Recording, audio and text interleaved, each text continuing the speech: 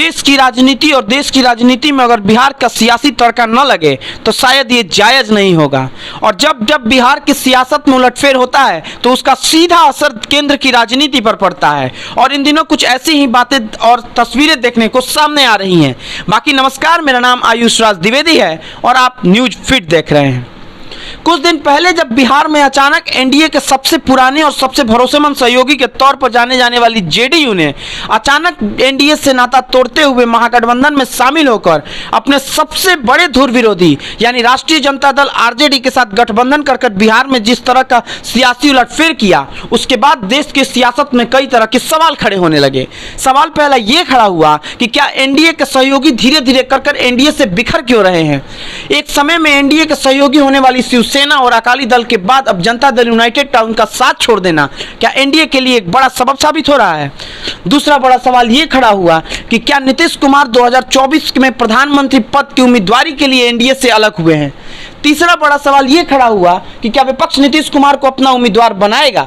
ये तमाम ऐसे सवाल खड़े हुए जो आने वाले 2024 के चुनाव पर सीधा असर डाल सकते हैं, क्योंकि बिहार में जिस तरह से एक समय दूर विरोधी होने वाली आरजेडी और जेडीयू एक साथ एक मंच पर आकर नई सरकार के गठन इतनी जल्दी कर लेती हैं और कांग्रेस का साझेदारी करते हुए, तो यहाँ पर एक सवाल खड़ा हो जाता है क्या कांग्रेस नीतीश कुमार को आने वाले 2024 के चुनाव में विपक्ष का उम्मीदवार घोषित करेगी। क्या राहुल के बजाय कांग्रेस नीतीश का साथ देगी।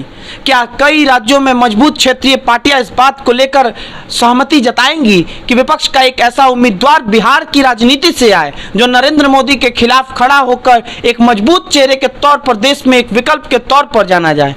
क्योंकि ऐसे तमाम राज्य हैं, चाहे पश्चिम बंगाल में ममता बनर्जी हो, उत्तर प्रदेश से मायावती और अखिलेश यादव हो, चाहे वो दिल्ली से अरविंद केजरीवाल हो या महाराष्ट्र से शरद पवार हो। कई ऐसी तस्वीरें देश में देखने को मिली है जहां एक मंच पर विपक्ष के कई नेता जुटे हैं, मगर उनमें आम सहमति अभी तक नहीं बन पाई है। और बिना आम सहमति के शायद इस समय देश की राजनीति में नरेंद्र मोदी के विकल्प के तौर पर किसी को सामने करना विपक्ष के लिए कहीं ना कहीं ये गलत साबित होगा, क्योंकि विपक्ष को ये महसूस है कि कहीं ना कहीं अगर देश की राजनीति में क्षेत्रीय दलों का वर्चस्व बढ़ाना है तो मोदी के खिलाफ एक ऐसे विपक्ष का एक साझा कैंडिडेट देना होगा देश के सामने, जो कहीं ना कहीं आने वाले दिनों में विपक्ष के लिए भी मजबूती प्रदान करे और देश के लोकतांत्रिक व्यवस्था में भी एक प्रधानमंत्री पद के लिए एक मजबूत चेहरा प्रदान करे। हालांकि अब देखने वाली बात यह है कि जो नीतीश कुमार अटल बिहारी वाजपेयी के सरकार से लेकर अभी तक एनडीए के मजबूत सहयोगी दल थे, क्या उसे विपक्ष अपना उम्मीदवार बनाएगा। क्या वो नीतीश कुमार जिन्हें देश के सबसे तजुर्बेदार मुख्यमंत्री के तौर पर जाना जाता है, उस नीतीश कुमार को आने वाले दिनों में विपक्ष अपना उम्मीदवार घोषित करेगा। अब देखने वाली ये बात है, क्योंकि नीतीश कुमार पर कई बार संशय की स्थिति बन रही है कि क्या नीतीश कुमार विपक्ष के उम्मीदवार बनने लायक हैं या उनसे भी कई तजुर्बेदार नेता हैं। तो इसमें एक आपको बात बताते चले कि नीतीश कुमार वो राजनेता है जो पिछले 17 वर्षों से बिहार जैसे समृद्ध राजनीतिक प्रदेश के मुख्यमंत्री हैं।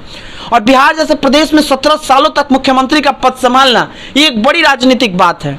और कहीं ना कहीं भले नीतीश कुमार का अब राजनीतिक रसूख धीरे धीरे जमीनी स्तर पर वोट में तब्दील नहीं हुआ है, लेकिन आज भी उनका सियासी रसूख उसी तरह से कायम है जिस तरह से पहले था। क्योंकि 17 वर्षों में भले उनकी राजनीतिक सीटें और राजनीतिक वोट बैंक थोड़ा कम हुआ हो, लेकिन आज भी नीतीश मजबूती के साथ बिहार प्रदेश में अपनी राजनीति को करते हैं और कहीं ना कहीं इसका सीधा इम्पैक्ट देश की राजनीति पर भी पड़ता है।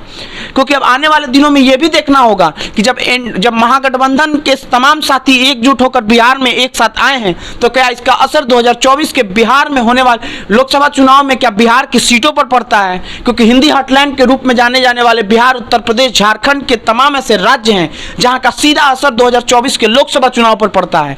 और क्या लामबंद होती क्षेत्रीय दलों का वर्चस्व क्या आने वाले दिनों में बीजेपी की राजनीतिक रसूख पे कोई असर डाल पाती है, ये भी देखने वाली बात होगी। और आगे की राजनीतिक खबरों के लिए आप तब तक हमारे न्यूज चैनल न्यूज फीड के साथ बने रहिए। तब तक के लिए धन्यवाद।